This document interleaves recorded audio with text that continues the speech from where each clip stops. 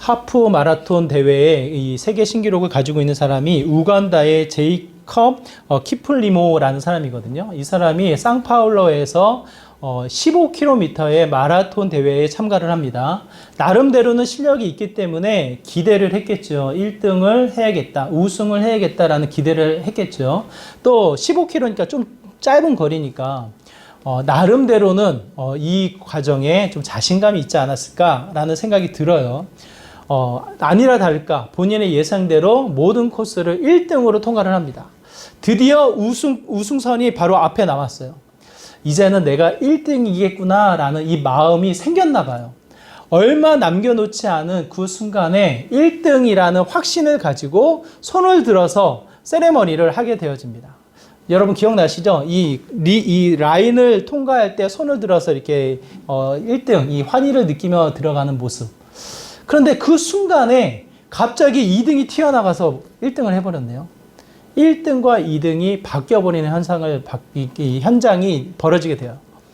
2등이었던 사람이 급하게 이 순간을 달려나가서 42분 59초에 1등을 합니다. 내가 1등 하겠거니 라고 생각했던 그 사람, 마지막 결승골을 앞두고 잠시나마 방심하였던 그 사람은 43분에 이 라인을 통과하게 되어져요. 그래서 결국 2등을 하게 되어져요.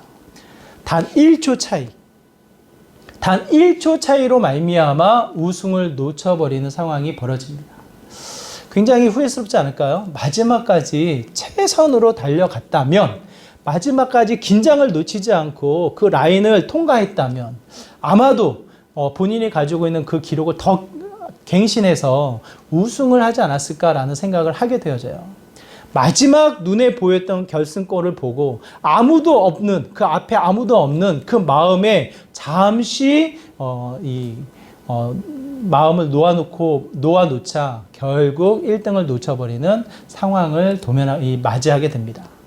제가 성경을 읽다 보면 정말 아까운 사람 누가 있을까요? 가룟 유다, 사울 왕. 정말 안타까워요. 하나님이 세움받았습니다. 하나님 앞에 세움받을 때 겸손해요. 저는 그럴 사람이 아니라고 나름대로의 신앙의 고백이 담겨져요. 근데 마지막 결승골을 앞두고 어떻게 되어집니까? 마지막? 그게 1초인지, 그게 몇 시간인지, 그게 얼마나 걸릴지 알 수는 없지만, 그 시간의 때를 우리가 가늠할 수는 없지만, 마지막 결승골을 앞두고 마치 그냥 멈춰버리는, 마치 마음의 경계를 내려놓고 다른 것에 한눈을 파름으로 말미암아 결승골을 통과하지 못하는 그 모습들, 어쩌면 평생의 삶을 하나님을 믿는답시고 하나님의 일을 한답시고 열심히 달려가는데 마지막 결승골을 통과하지 못해요. 정말 안타까운 일이 아닐까. 나름대로 그렇죠. 마음의 여러 가지 이 생각의 교차함으로 말미암아 멈춰버리는 현상을 보게 되어집니다. 저는 여기서 중요한 거, 그냥 그 이야기로만 끝나지 않고요. 믿음의 문제에 있어서도 동일한 것 같아요. 신앙의 문제, 인생의 마라톤, 하나님을 믿는다라는 그 믿음의 긴 여정 속에 우리의 모습은 어떻습니까? 긴장을 놓지 않고 나태함을 뒤로하고 열심히 달려가 결승의 골로 나가는 모습이라면 참 좋을 것 같아요. 열심히 시험 공부를 해요. 밤새 시험 공부를 해요. 시험 보는 그 당일날 어떻게 됩니까? 자버려. 시험을 못 봐. 그럼 어떻게 돼요? 아마 너무 억울한 마음에 눈물을 흘리지 않을까 싶어요. 오늘 이스라엘 백성을 한번 가만히 생각해 보세요. 지난 시간까지 살펴보았던 6장의 모습, 어떠한 모습이에요? 스스로 정결하게 하나님 앞에 기쁨으로 예배로 나아가는 현장입니다. 하나님의 성전이 다 지어졌어요. 5주에 걸쳐서 시간이 지난 이후에 6월절을 맞이해서요. 누가 뭐라고 하지 않아도 스스로 구별하여 스스로 하나님 앞에 예배로 나아가는 이스라엘 백성의 모습, 기쁨과 감사와 환희가 있어요. 그런데 오늘 본문에 나타나는 이스라엘 백성의 모습은 어떻습니까? 안타깝게도 우리가 읽은 장면에는 이스라엘 백성의 모습이 안 나와요. 누가 등장합니까? 에스라가 등장할 뿐이에요. 에스라가 등장한 이 상황 속에 이스라엘 백성의 모습은 어떻습니까? 7장과 8장은 에스라가 다시 예루살렘으로 오는 여정을 설명하고 있고요. 예루살렘에 도착해서 이스라엘 백성을 만났을 때에 이스라엘 백성의 모습을 9장 1절과 2절에서 이야기를 합니다. 에스라서 9장 1절과 2절의 말씀 우리가 같이 읽어볼까요? 이스라엘 백성의 모습이 어떠한지 그들의 상황을 파악하시면서 한번 1절과 2절의 말씀 같이 읽어보도록 하겠습니다. 에스라서 9장 1절과 2절입니다. 같이 읽겠습니다. 2일 후에 방백들이 내게 나와 이르되 이스라엘 백성과 제사장들과 레위 사람들이 이 땅 백성들에게서 떠나지 아니하고 가나안 사람들과 헷 사람들과 브리스 사람들과 여부스 사람들과 암못 사람들과 모압 사람들과 애굽 사람들과 아모리 사람들의 가증한 일을 행하여 그들의 딸을 맞이하여 아내와 며느리로 삼아 거룩한 자손이 그 지방 사람들과 서로 섞이게 하는데 방백들과 고관들이 이 죄에 으뜸이 되었더라 하는지라. 뭐라고 기록되어져 있습니까? 뭐라고 기록되어져 있어요? 이스라엘 백성의 모습이 어때요? 길게 설명하고 있지만 굉장히 부정적입니까? 긍정적입니까? 한번 생각해 보세요. 이스라엘 백성이 예루살렘에 왔어요. 사마리아인 사람들이 와서 저 성전 같이 짓자 이야기를 해요. 이스라엘 사람들이 사마리아 사람들을 거부해요. 같이 너희랑 상관이 없다. 너희들과 같이 짓지 않겠다. 나 홀로 질지언정 너희들과 관계를 맺지 않겠다. 단호하게 거절을 합니다.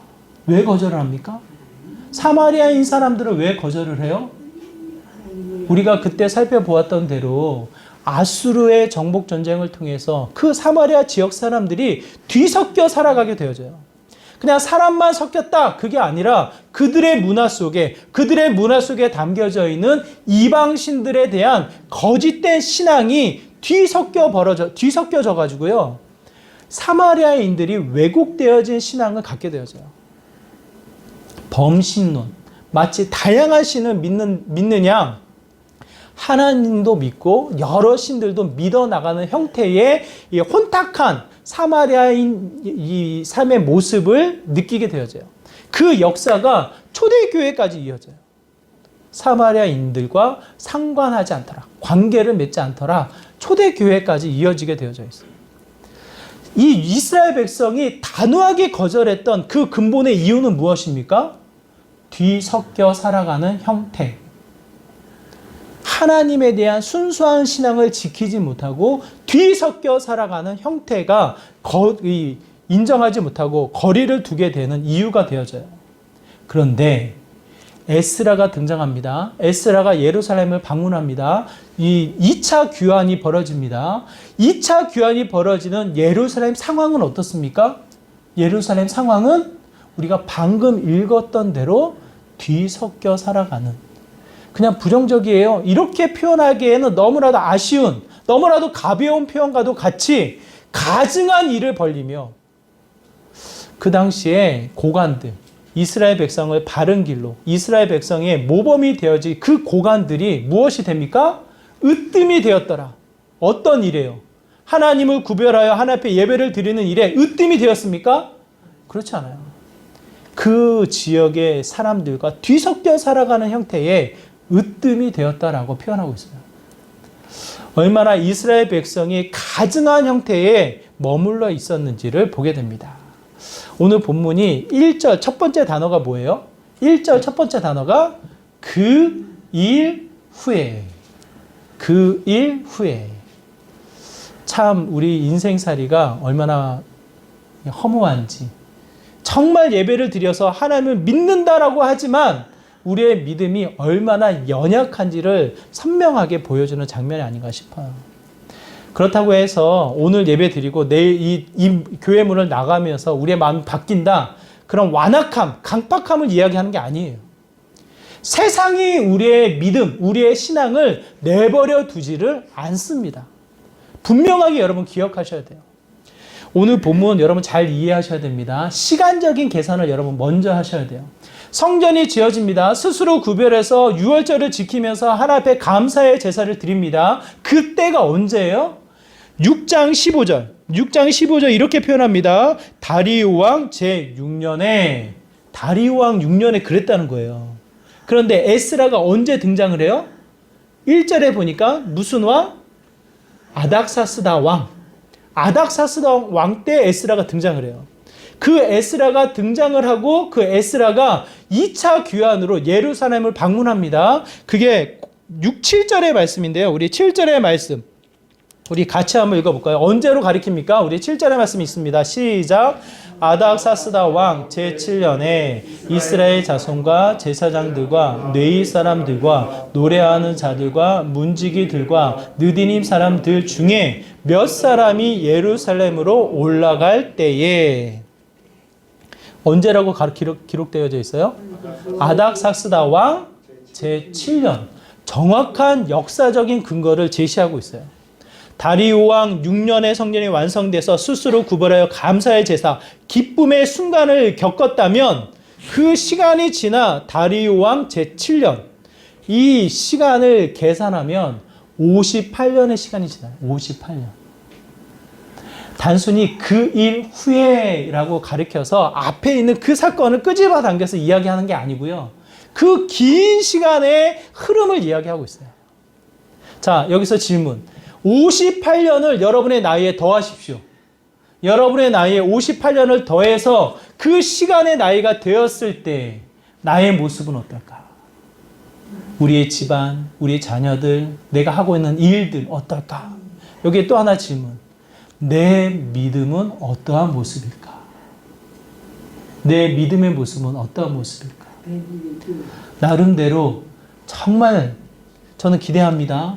모든 분들이 권사 직분 받으시고 모든 분들이 장로 직분 받으시고 단순히 불려지는 직분이 아니라 하나님으로부터 인정을 받는 신앙의 깊이에 신앙의 연륜이 쌓여서 그 지혜를 나누어 나가는 믿음의 삶의 모습.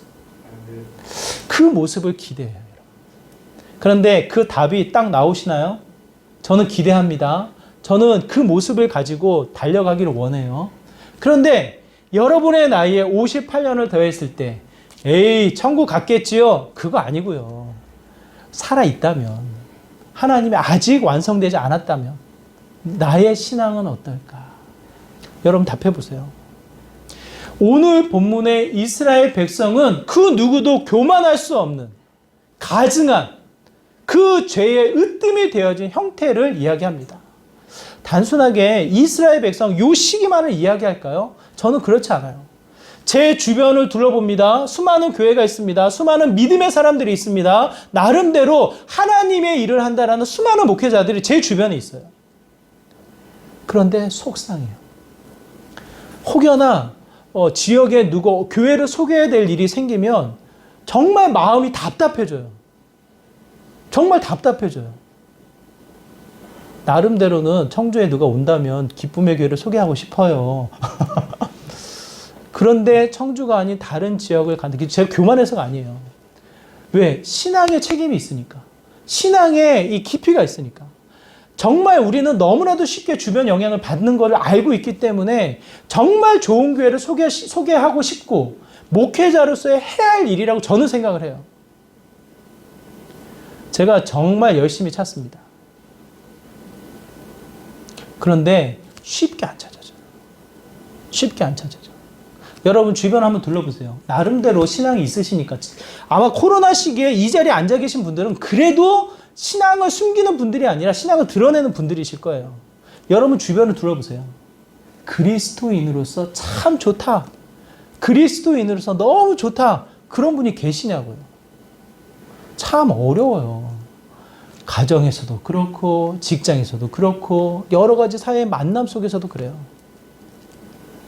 우리 간사님 안 계신데 우리 간사님이 이 청주에서 사역을 하는 게 부모님께 참 이 미운 오리 새끼와도 같은 마음이래요. 그래서 저는 교회 안 다니신 줄 알았어요. 아예 교회를 모르시는 줄 알았어요. 그런데 할머니 때부터 교회를 다니셨대요. 할머니 때부터. 왜 그런데 이 마음이 그렇게 닫혀져 있냐고. 교회에 다니는 사람들의 이 상처, 교회에 다니는 사람들이 더하더라 이와 같은 마음을 경험하시고 마음이 많이 닫혀져 있노라. 그 교회 일을 하는 거에 대해서 굉장히 안타까워하시고 부정적으로 여기신대요. 그 본인이 아파도 아프단 말을 못한대요. 아직 이해가 되시죠? 좋은 마음, 선한 영향력을 주고 싶은데 혹여나 그것이 가시가 될까 봐. 그만큼 시간의 흐름 속에 우리 기독교의 역사가 100년이 120년 넘어가거든요. 그러면 더 좋은 교회, 더 많은 사람, 더 믿음의 사람들이 빛과 소금의 역할을 해야 되지 않습니까? 그런데 계시록에서 하나님이 이 비판을 하듯이 첫사랑을 잃어버린 수많은 교회들, 첫 믿음을 잃어버린 수많은 사람들, 시간의 흐름 속에 더 약해져가는 우리들의 모습을 성경에서 이야기해 주는 거 아니냐고요. 지금 우리가 살아가는 현실의 문제에서도 동일하게 이야기해 주는 게 아니겠습니까? 두렵습니다. 제 나이에 58년을 더해서 저의 신앙의 고백을 한다면 처음엔 안 그러셨는데, 처음에는 그러지 않았는데 그 표현이 담아질까 봐 두려워요. 그 누구도 교만할 수 없는 시간의 흐름 속에 우리의 믿음, 우리의 신앙은 점점점 약해질 수 있는 죄의 근성을 이야기합니다. 죄의 근성. 아무도 거기에 교만할 수가 없어요. 자신할 수가 없어요. 여기 더 나아가 상황이 우리를 내버려 두지 않아요. 세상이 여러분의 신앙을 소중히 여깁니까? 여러분의 신앙의 고백, 여러분의 신앙이 담겨진 삶을 귀하게 여깁니까? 어때요? 세상이 여러분 어떻게 맞이하나요? 학교에서 예배를 기도하는 거, 학교에서 성경책을 피는 거, 직장에서 내가 신앙을 고백하면서 이 뭔가를 거절하는 거, 세상의 문화를 거절하는 거. 우리 청년들 당장 이 사회에 첫 발을 내딛게 되어지면요, 가장 먼저 부딪히는 게 뭔지 아세요? 술이에요, 술. 우리나라 문화 속에 술을 떼놓고는 이 활동을 할 수가 없는 거예요. 암묵적으로 술을 인정해버리는 문화 속에 우리가 살아가고 있어요. 기독교 교회 안에도 깔려 있어요. 전에 있던 교회, 전전에 있던 교회, 여러 가지 형태의 그 문제가 그곳에 담겨져 있어요. 세상이 우리를 환대하지 않아요. 세상이 우리를 믿음 좋다 인정하지 않아요. 오늘 에스라를 보면 참 은혜롭죠. 에스라를 보면 참 멋지죠. 에스라가 처한 상황을 여러분 기억하셔야 됩니다. 58년의 시간 속에 순적하게 은혜로운 삶을 산 게 아니에요. 다리오 왕이 있습니다. 아닥사스 왕이 있습니다. 중간에 또 하나의 왕이 있어요. 아하수에로라는 왕이 있어요. 아하수에로 왕의 왕비가 누군지 아세요? 에스더예요. 에스더. 에스라, 느헤미야, 에스더. 아하수에로 왕의 왕비가 에스더. 그 사건이 이 중간에 있어요. 중간에.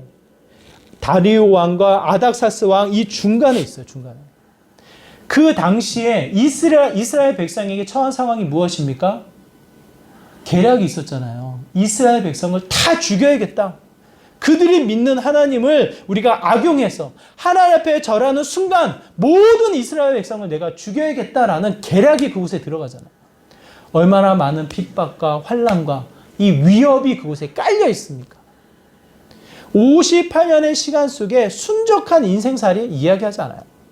하나님이 도우십니다. 하나님이 그들의 삶 가운데 은혜를 입히십니다. 감동을 주십니다. 그럼에도 불구하고 인생살이는 어려워요. 마치 세상의 악인들이 형통한 삶을 사는 것만 같아요. 바사 왕국이 멸망하진 않잖아요. 대대손손의 이 왕의 권세를 가지고 있잖아요. 그 반면 하나님 나라는 포로에 끌려져 있는 형태가 보여져요. 세상은 우리를 위협합니다. 여러분의 신앙을 인정하지 않아요. 여러분의 신앙을 드러내려고 할 때 더 많은 핍박, 더 많은 위협, 조롱이 우리에게 찾아올 수도 있어요. 한번 생각해 보세요. 우리 아이가 나름대로 신앙의 고백으로 급식 밥 먹을 때 기도를 해요. 그 기도하는 것 때문에 우리 애가 왕따를 당한다 한번 생각해 보세요. 여러분 뭐라고 이야기하겠어요? 뭐라고 얘기하겠어요? 그냥 속으로 기도해. 그냥 하나님 아실 거야. 기도 안 해도 돼. 이런 말 나오지 않겠어요? 제가 눈 감고 반드시 기도해야 됩니다. 그 얘기를 하는 게 아니에요. 하나의 예를 들어서 말씀드리는 거예요. 세상은 그만큼 우리에게 많은 위험과 위협으로 찾아와요. 그곳에 우리는 어떻습니까? 시간의 흐름 속에, 세상의 위협 속에 신앙이 그냥 깊어지고 풍성해지고 잘하면 참 좋은데 사라질 확률이 높아요. 세상과 타협할 일이 많아요. 시간의 흐름 속에 수많은 사건을 겪으면서 내 신앙이 혼탁해질 확률이 높아요. 그래서 정말 수많은 교회가 있지만, 수많은 믿음의 사람들, 수많은 목회자들이 있지만 마음의 답답함, 마음의 두려움이 지금 우리가 느끼는 정직한 우리들의 마음일 거예요. 그런데 여기서 중요한 거, 하나님이 그냥 내버려 두지 않잖아요. 하나님이 왜 굳이 58년이 지난 시간에 에스라를 세우셨을까요? 왜 그랬을까요? 저는 중요한 하나님의 일하심이라고 생각을 해요. 시간의 흐름 속에 우리는 나태해지고 우리는 이 결승골을 보면서도 우리는 멈춰버리는 게 우리들의 모습이라면 그 때때마다 치고 가르치고 깨닫게 하시기 위하여 하나님의 일하심은 멈추지 않아서 에스라 한 사람을 세우는 것을 우리가 보게 되어집니다. 에스라의 모습이 어떠하였길래 하나님이 에스라를 세우실까? 저는 그 에스라를 여러분이 주목하시고 그 에스라의 특징, 그 에스라를 통한 나의 믿음의 결단을 여러분이 삼아 주시기를 바라요. 에스라를 길게 소개합니다. 길게 소개하는데 하나의 모습으로만 우리가 찾아볼 수가 있어요. 6절과 10절인데 6절과 10절의 말씀을 우리가 보면서 에스라를 뭐라고 설명하고 있는지를 여러분 반복되어지는 표현을 통해서 찾아보시기 바랍니다. 6절과 10절에 이렇게 이야기합니다. 우리 같이 읽어볼까요? 시작. 이 에스라가 바벨론에서 올라왔으니 그는 이스라엘의 하나님 여호와께서 주신 모세의 율법에 익숙한 학자로서 그의 하나님 여호와의 도우심을 입음으로 왕에게 구하는 것은 다 받는 자이더니 에스라가 여호와의 율법을 연구하여 준행하며 율례와 규례를 이스라엘에게 가르치기로 결심하였었더라. 에스라가 어떠한 상황 속에 무엇을 하려고 했는지, 어떠한 상황에 놓여져 있는지를 이야기하면서 에스라가 어떠한 특징을 가지는지, 에스라라는 사람이 어떠한 사람인지를 중간에 설명을 해요. 어떠한 사람이라고 표현합니까? 이렇든 저렇든 반복되어지는 표현, 율법을 어떻게 해요? 잘 아는 사람이에요. 잘 아는 사람. 율법에 대해서, 하나님의 말씀에 대해서 잘 안다라는 표현이 익숙한 학자였다라는 것, 그 율법을 연구하고 그 율법에 따라서 준행한 자가 곧 에스라였다라는 것을 이야기해요. 아주 중요한 표현. 자, 이 에스라가 가르치려고 결단을 해요. 자기가 이걸 해야겠다, 해야 할 일에 대한 마음을 다져요. 그런데 그 사람을 설명하기를, 그 사람을 소개하기를 뭐라고 이야기합니까? 율법을 연구하여 준행하였던 자다. 그 표현이 익숙한 학자였다라는 뜻이에요. 익숙한 학자라는 것을 원어적인 표현으로 바꾸면 익숙하다. 몸에 익숙하게 말씀을 가지고 있었다는 뜻이에요. 말씀을 연구해서 머리에 잘 알고 있었다, 이해했다, 그것을 잘 가르쳤다, 그런 이야기가 아니라 자신의 몸, 자신의 삶에 익숙하게 그것을 가지고 있던 학자, 가지고 있던 사람이 에스라다. 여러분, 자전거를 어떻게 탑니까? 자전거 타는 방법을 저에게 가르쳐 주세요. 설명해 주실 수 있는 분 계셔요? 자전거 타는 법 어떻게 탑니까? 1분에 이 페달을 몇 바퀴를 돌리고 이 균형을 잡기 위해서는 플러스 마이너스 5도의 이 흔들림 속에 균형을 잡고 시선은 전방을 바라보면서 어깨에 힘을 빼고 어깨에 힘이 들어가면 좌우로 치우칠 수 있으니 몸에 힘을 빼어서 이 균형을 잡아서 앞으로 나가면 자전거를 탈 수 있다. 맞습니까? 틀립니까? 제가 그냥 하는 말이에요. 몰라요. 페달을 20번 돌려야 되는지 몰라요. 설명하기가 어려워요. 뒤에서 붙들어주면 되는데 설명하기가 어려워요. 그런데 자전거 타보세요 하면요. 자전거 탈 수 있는 사람은 탈 수 있어요, 없어요? 설명은 하지 못하는데 자전거 탈 수 있어. 무엇을 의미합니까? 내 몸에 익숙한 거예요. 내 몸이 아는 거예요. 내가 충분히 설명하지 못하더라도 내 몸이 알아서 그 자전거를 타요. 몇 바퀴를 돌리는 세보지 않았지만 적절하게 이 바퀴를 돌아가며 몇 도로 이 균형을 잡는지 모르겠지만 적절하게 흔들어가며 나름대로는 몸에 힘을 빼며 전방을 주시하며 그 자전거를 타는 형태, 내 몸이 익혀져요. 내 몸이 알고 있어요. 에스라를 가리켜서 뭐라고 표현합니까? 말씀을 잘 암송했던 사람이다. 말씀을 잘 알았던 사람이다. 말씀을 잘 가르쳤던 사람이다. 말씀을 잘 알고 그것을 그대로 표현을 잘했던, 풍성하게 표현을 할 수 있었던 사람이다. 그렇게 이야기를 하나요? 그렇게 이야기하지 않아요. 익숙한 학자.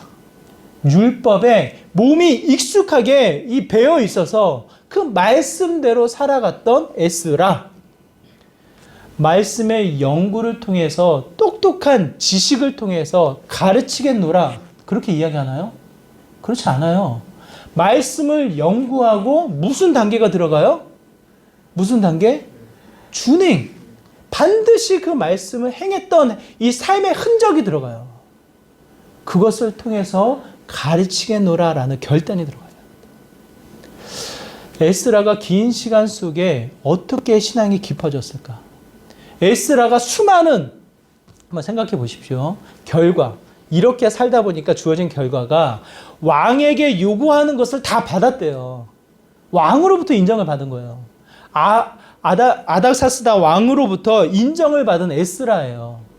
자, 에스라가 편히 살기 위해서 아닥사스 왕 옆에 있는 게 좋을까요? 아니면 그 곁을 떠나 예루살렘으로 가는 게 좋을까요? 어떤 게 더 편한 삶을 살 수 있어요? 세상성의 관점으로는. 네?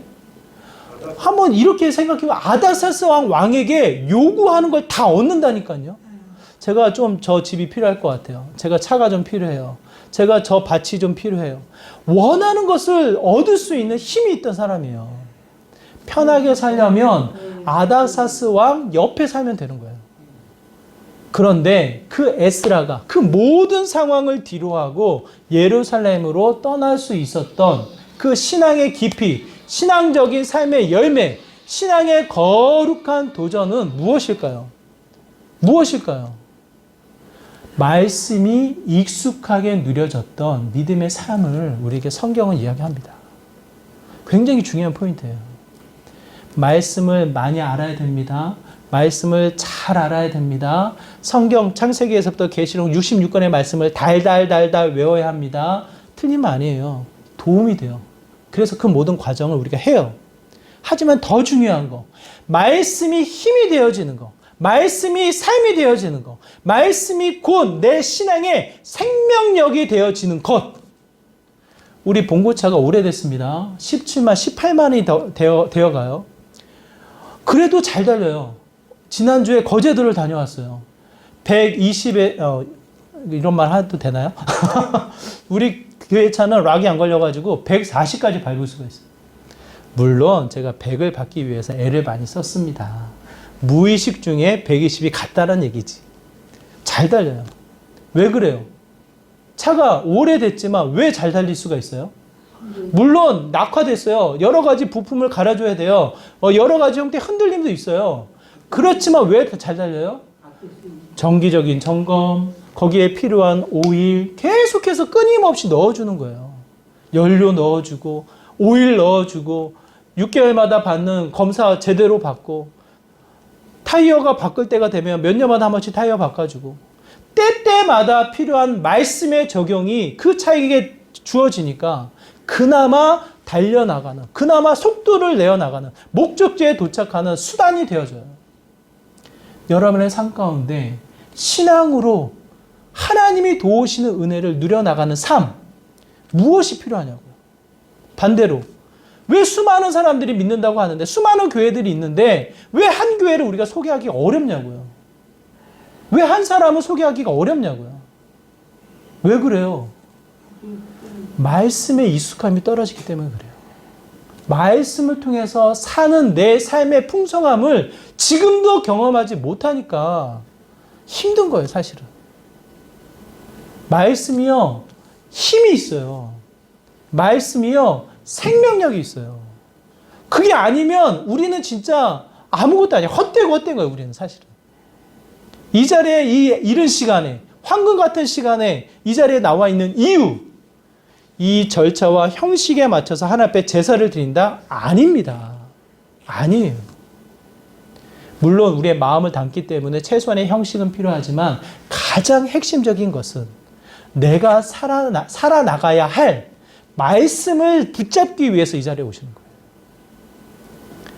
여러분의 이 가정, 자녀, 직장, 사업체 모든 관계 속에 말씀을 집어넣으세요. 말씀에 익숙한 삶의 모습은요, 반드시 인정을 받아요. 그 말씀이 빛이 되어져서 주변을 밝혀요. 그래서 그 말씀이 영향력이 있어요. 확신합니다, 여러분. 저 진짜 보잘것없어요. 제 친구들 나름대로는 할 일 다 해요. 고등학교 친구들 얘기하는 거예요. 나름대로 지 전문가 다 해요. 사업하는 애 2명 있고, 한 명은 이제 이 좋은 대학교 나와서 공무원 한답시고 열심히 공부하는, 자기 잘난 맛에 사는 친구 1명 있고, 나름대로는 선한 저보다 착한 친구예요. 윤리적으로 도덕적으로 착한 친구 또 1명 있고. 걔네들 만나면요, 뭐 세상에 할 얘기 별로 없어요. 저는 할 얘기가 없어요. 근데 희한하죠. 이런저런 세상의 짐, 세상에 풀리지 않는 문제 꼭 전화 와요. 믿음 없어요. 신앙, 교회 안 다녀요. 5명 다 신앙이 틀려요. 천주교, 또 1명은 이단, 1명은 불교, 다 달라요. 그런데도 불구하고 이 인생의 이 부딪힘이 찾아오면 뜬금없이 연락하는 친구들이에요. 저는 제가 가지고 있는 하나님 때문에, 제가 가지고 있는 신앙의 고백 때문에 이 친구들이 전화한다고 확신합니다. 세상에 큰 일을 이루신 분들, 그래도 많은 사람들에게 존경을 받는 사람들, 그 흔적의 이 신앙을 찾아가면 반드시 그곳에는 신앙인들이 있어요. 신앙인들. 우리 한국의 역사가 그래요. 세계의 역사가 그래요.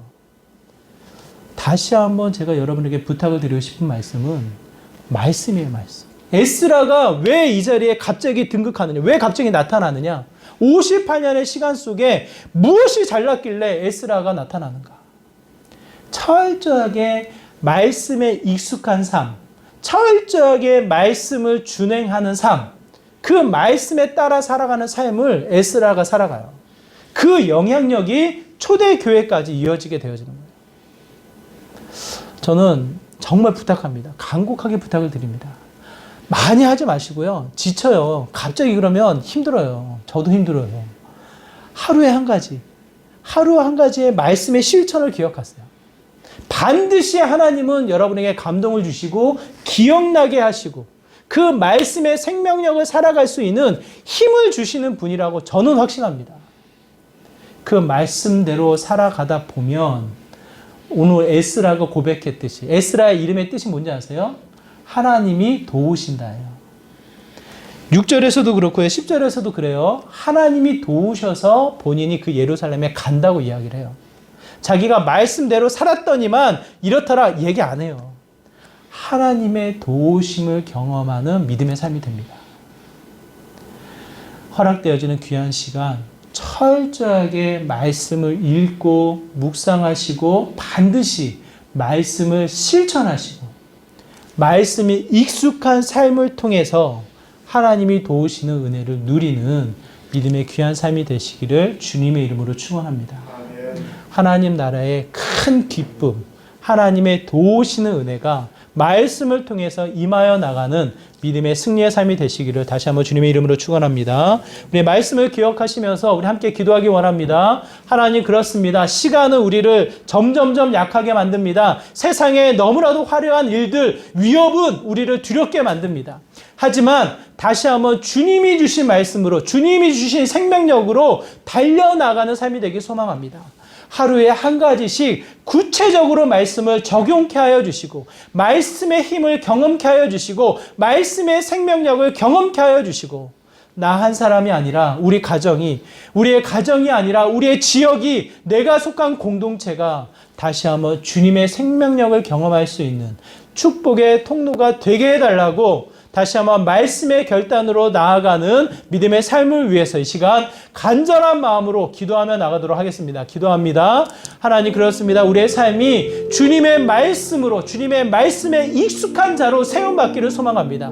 세상의 분주함, 세상의 위협, 시간의 흐름 속에 약해져가는 것이 우리들이지만 그것을 거슬려서 믿음의 견고함으로, 믿음의 풍성함으로 하나님 앞에 나아가는 믿음의 삶이 되기를 소망합니다. 하나님, 그러기 위해서라도 우리에게 주어진 66권의 그 말씀 우리의 손에서 떼놓지 않게 하여 주시고 말씀에 익숙한 자가 되게 하여 주시고 말씀을 연구할 때 머리로만 아는 것이 아니라 내 삶의 실천으로 내 삶의 순종으로 나아가는 능력의 말씀이 되게 하여 주셔서 다시 한번 세상을 비추는 자가 되길 소망합니다. 세상에 하나님의 신앙을 증거해 나가는 믿음의 삶이 되길 소망합니다.